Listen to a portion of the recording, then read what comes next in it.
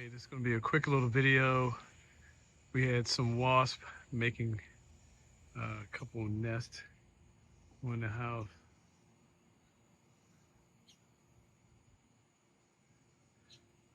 So I sprayed, not sure if all of them are gone. I did spray. So now I'm going to use my long duster to get the nest down. Okay, I'm going to try to use this long extension pole with my duster at the top to take care of the nest. And do this by one hand.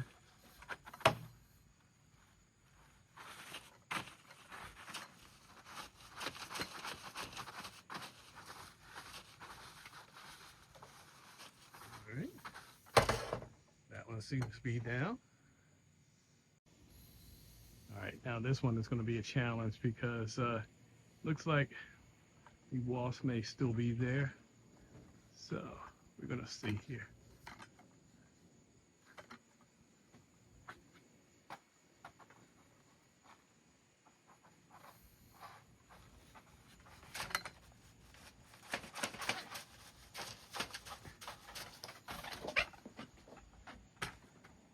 Yep, they were there, but got the nest down. See what happens. Sorry about the video quality before, but both nests are gone. There's one nest. And one of the residents who no longer lives there.